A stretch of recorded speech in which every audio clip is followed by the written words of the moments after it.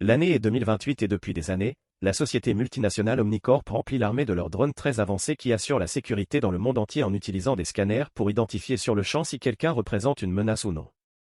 L'animateur de télévision Novak souhaite que ces robots remplacent également la police dans les villes américaines, mais les gens ont peur des machines et le gouvernement est opposé à l'idée d'avoir des forces de l'ordre insensibles.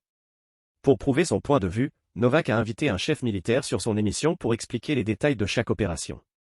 Il a également envoyé un reporter au Moyen-Orient pour montrer en direct le travail des robots à la télévision. Le reporter parcourt la ville en enregistrant comment les robots ne blessent personne qui ne représente pas une menace, qualifiant cela de victoire pour les procédures de sécurité. Cependant, les habitants ne sont clairement pas satisfaits du fait que leur foyer soit envahi par des robots, et un groupe de rebelles se faufile avec des armes lourdes pour attaquer violemment les robots. Une bataille violente éclate alors dans les rues, avec des bâtiments détruits à la fois par les robots terrestres et les drones volants qui tirent à chaque fois qu'ils repèrent un assaillant. Beaucoup de ces rebelles sautent également sur les robots depuis les toits pour les neutraliser. Alors que toute la zone commence à exploser, les robots repèrent un jeune garçon apeuré tenant un couteau dans la main, cherchant simplement à se protéger.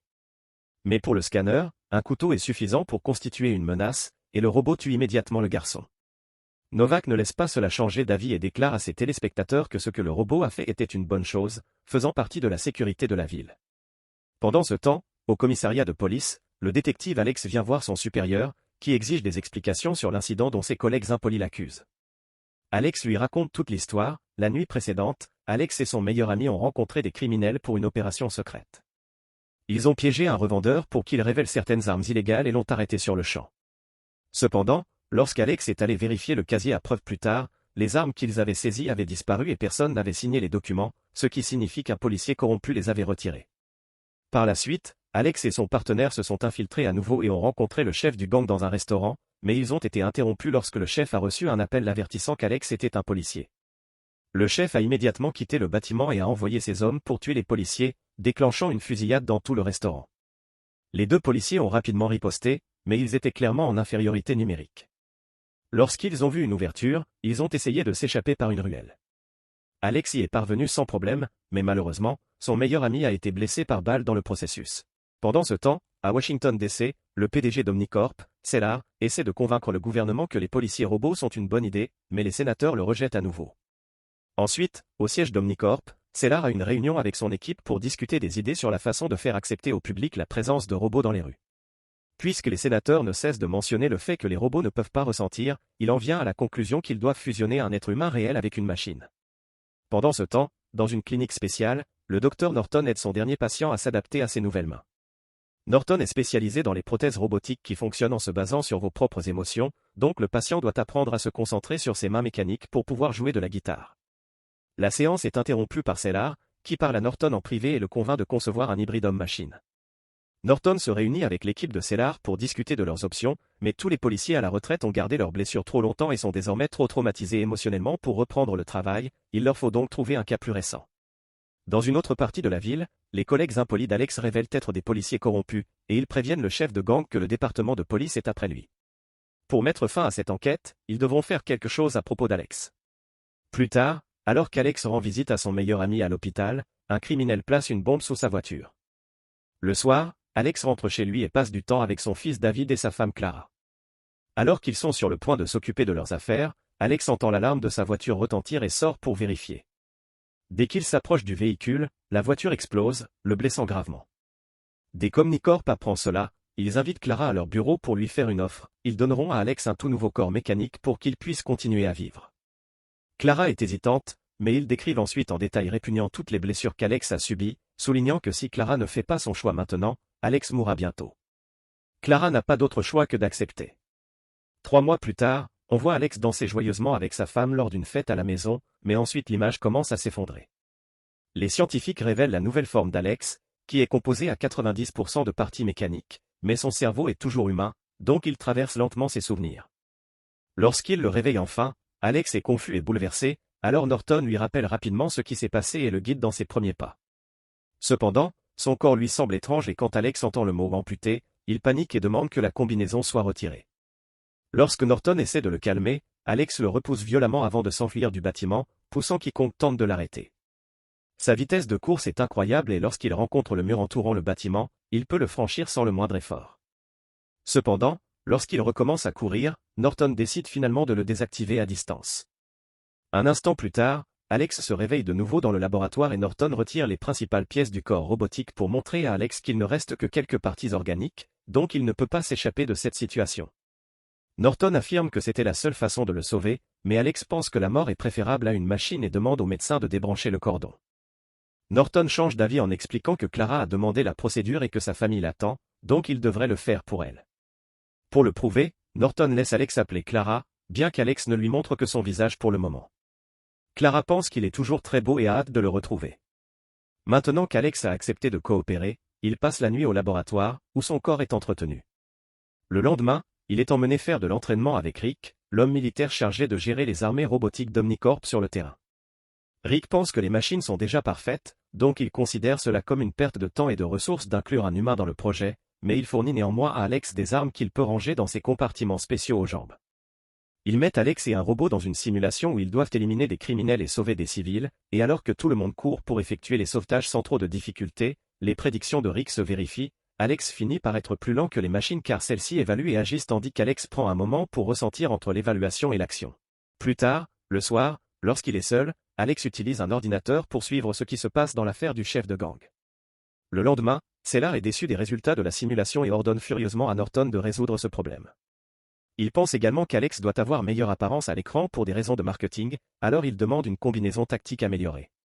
Plus tard, au laboratoire, le médecin ouvre la tête d'Alex et effectue des modifications à son cerveau qui lui feront croire qu'il a toujours libre arbitre, mais la machine sera en réalité celle qui agira. Alex subit également une transformation complète, sa combinaison est maintenant noire et élégante. Ensuite, ils emmènent Alex dans un bâtiment abandonné pour un nouveau test, cette fois, il doit affronter Rick et une armée de robots seuls. Utilisant sa visière pour balayer la zone et avec des réflexes exceptionnels, Alex évalue rapidement la situation et agit, tirant sur chaque robot sans hésitation. Il trouve également rapidement des abris et se cache lorsqu'on lui tire dessus, il n'est donc jamais blessé. Un à un, tous les robots sont éliminés et à la fin, seul Rick est debout, donc Alex tire sur son armure exosquelette pour remporter la victoire. Tous ces temps de réaction sont parfaits et il ne se doute jamais que la machine est celle qui fait le choix, donc l'expérience est considérée comme une réussite. Quelque temps plus tard, Norton ramène Alex chez lui pour qu'il puisse enfin retrouver sa famille. Il est assez nerveux et doit prendre un moment pour rassembler son courage, mais dès que Clara le voit, elle n'hésite pas à le prendre dans ses bras. David est un peu méfiant, mais après qu'Alex lui ait permis de toucher les parties mécaniques froides, David dit qu'il est heureux de le voir et qu'il a enregistré quelques jeux pour les regarder ensemble. Malheureusement, Alex ne peut pas rester car il doit passer la nuit au laboratoire pour l'entretien. Lorsqu'il retourne à la base, Alex retrouve son meilleur ami, qui s'est enfin remis, et il promet de capturer les personnes qui lui ont fait du mal. Quelques jours plus tard, Cellar est impatient de présenter Alex aux citoyens lors d'un grand événement public, alors Norton commence à transférer tous les fichiers des crimes et des criminels depuis 2011. Alex a également accès à toutes les caméras de sécurité de la ville. Les informations sont trop lourdes à traiter pour un cerveau humain, et lorsqu'Alex voit l'enregistrement de l'explosion de sa voiture, il fait une crise et s'évanouit. Norton ne pense pas qu'il devrait tenir une conférence de presse aujourd'hui, mais l'équipe d'Omnicorp force Norton à résoudre le problème. N'ayant pas le choix, Norton met tout le monde dehors à l'exception de son assistant et procède à la suppression des émotions d'Alex, le laissant agir comme un véritable robot froid. Maintenant, ils peuvent terminer le téléchargement de l'ensemble de la base de données sans problème. Lorsqu'ils se rendent à la présentation, Alex se concentre sur son devoir et ignore sa femme et ses amis, ne voyant que des visages de criminels ou de civils et non des êtres chers. Une fois sur scène, son scanner commence à identifier tous les visages dans la foule jusqu'à ce qu'il repère un criminel à 2 pas de la police. Il se précipite immédiatement dans la foule et attrape le criminel en quelques secondes sans faire de mal à personne, ce qui provoque l'admiration de la population envers Alex. À la télévision, Novak utilise cet incident pour prouver que les robots sont meilleurs car la police se tenait à côté d'un criminel sans s'en rendre compte. Cependant, Clara est très contrariée car ils ne lui permettent pas de parler à Alex, en fait, ils ne lui permettent pas d'avoir une vie du tout. Norton lui dit de ne pas s'inquiéter car c'est juste un effet secondaire du médicament et qu'il ira mieux bientôt. Le lendemain, Alex retourne enfin à son poste et annonce qu'il arrêtera 13 criminels aujourd'hui. Ignorant les inquiétudes de son ami, il repère un groupe de trafiquants grâce à son accès à la base de données et aux caméras. La plupart du groupe s'enfuit, mais Alex parvient à mettre à terre un trafiquant et le menace jusqu'à ce qu'il révèle l'emplacement de sa base d'opération. Quelques instants plus tard, Alex arrive dans une cuisine illégale et entre dans le bâtiment toujours sur son vélo, tirant sur chaque criminel sans être dérangé par les balles normales qui lui arrivent. Même lorsqu'ils essaient de l'attaquer par derrière, le scan d'Alex les détecte et les met facilement hors d'état de nuire. Les gens chez Omnicorp sont satisfaits des résultats, et Cellar donne à Rick un accès total pour surveiller Alex au cas où. Au fil des jours, Alex devient un héros dans la ville, arrêtant le crime à chaque coin de rue.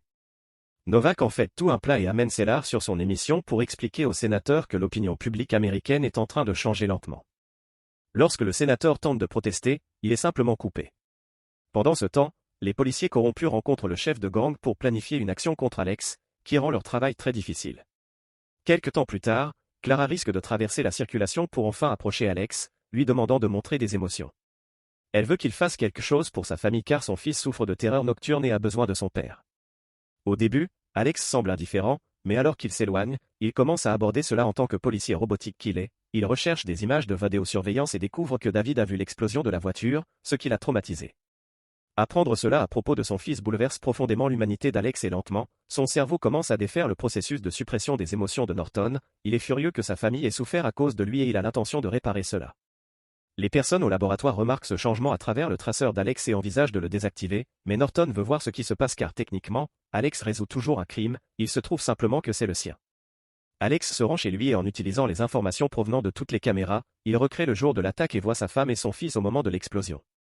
En utilisant les quelques indices dont il dispose, il part à la recherche d'un homme qui a travaillé avec le chef de gang, le traînant hors de la voiture par la fenêtre et lui cassant la main. Alex marche dessus pour lui faire encore plus mal, et le criminel lui donne le numéro de téléphone du chauffeur du chef. Après avoir triangulé le signal de son dernier appel, il trouve l'emplacement exact de la base du gang. Tandis qu'Alex se ferait un chemin jusqu'à là-bas, les policiers du poste apprennent qu'Alex est dehors en train de résoudre son propre crime, et bientôt le chef de gang est informé qu'Alex est à sa poursuite. Lorsqu'Alex atteint la base, les criminels sont prêts à le recevoir dans l'obscurité avec des lunettes de vision nocturne et des armes lourdes. Alex entre par effraction et active sa vision nocturne, déclenchant une fusillade. Peu importe le nombre de criminels présents ou combien de fois il tire, Alex n'a aucun problème à traverser la base en tirant sur quiconque se met sur son chemin jusqu'à ce qu'il ne reste plus personne en vie. Bien que cette fois, il subisse des blessures en cours de route. Ensuite, Alex rétablit l'électricité et prend des échantillons de toutes les empreintes digitales sur les armes, ce qui révèle enfin quels policiers sont corrompus. Alex se précipite au poste de police pour interroger les hommes et diffuser des images compromettantes sur tous les ordinateurs. Un des policiers corrompus essaie d'attaquer Alex, qui le tire immédiatement pour se défendre. L'autre homme est terrifié et avoue que c'était leur patron qui avait tout planifié, puis Alex le tue quand même. Ensuite, Alex confronte sa patronne et essaie de lui faire avouer, mais à ce moment-là, Rick le met hors service. Rick appelle Cellar pour lui dire qu'ils peuvent utiliser cela, et bientôt Novak diffuse l'incident dans son émission, prouvant que les machines sont meilleures que les humains car elles ne peuvent pas être achetées. Le lendemain, le gouvernement commence à voter en faveur de l'introduction des robots dans la police locale.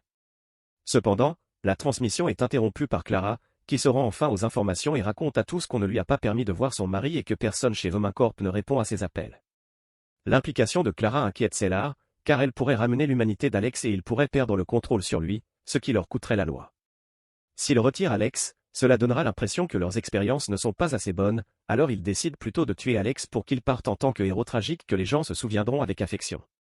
Cellar entre en contact avec Norton pour lui ordonner de le faire, et lorsque Norton furieux refuse, Cellar l'achète en lui proposant de financer son laboratoire pendant 10 ans.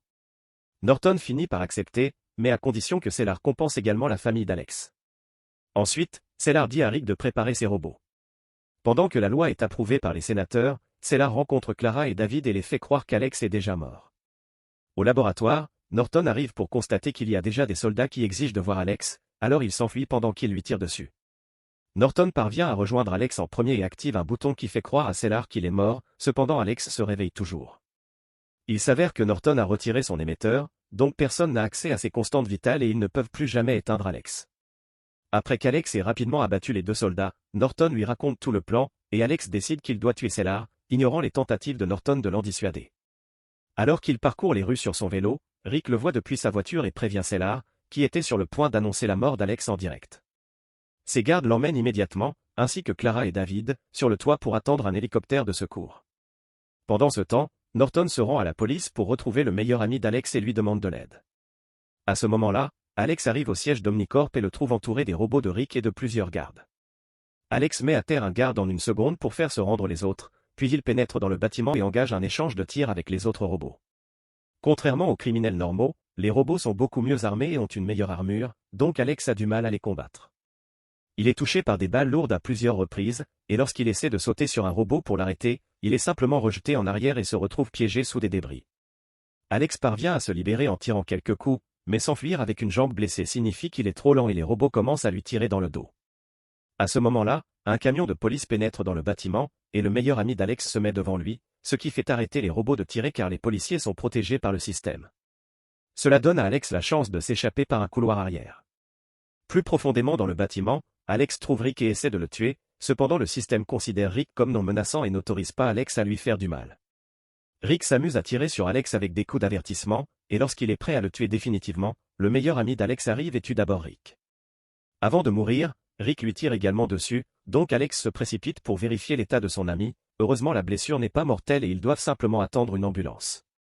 Ensuite, Alex se rend sur le toit, et lorsque l'hélicoptère le repère, il s'envole sans prendre le groupe à bord. Cellar est convaincu qu'Alex ne peut pas l'attaquer car il est programmé comme non menaçant lui aussi, mais voyant qu'Alex lutte contre sa programmation, Cellar menace de tuer Clara et David au cas où. Ironiquement, cet amour d'Alex pour sa famille lui permet de surpasser sa programmation et de tirer quand même, tuant Cellar alors que ce dernier lui tire dessus. Alex tombe au sol et sa famille se précipite pour le vérifier, mais il leur assure qu'il va bien. Quelque temps plus tard, Norton rend à Alex son corps prototype et lui annonce qu'à partir de maintenant, il a le droit de passer du temps avec sa famille. Pendant ce temps, les journalistes à la télévision rapportent que le gouvernement est maintenant plus sûr que les robots ne devraient pas être autorisés dans les rues et que la loi est annulée, d'autant plus que Norton accepte de témoigner et d'admettre que tout ce qu'il a fait était incorrect. Novak est furieux et se plaint devant la caméra, rappelant au public que les États-Unis restent le meilleur pays du monde. Si cette vidéo vous a plu, vous aimerez également ces autres vidéos. N'oubliez pas de vous abonner et d'activer les notifications pour nous soutenir.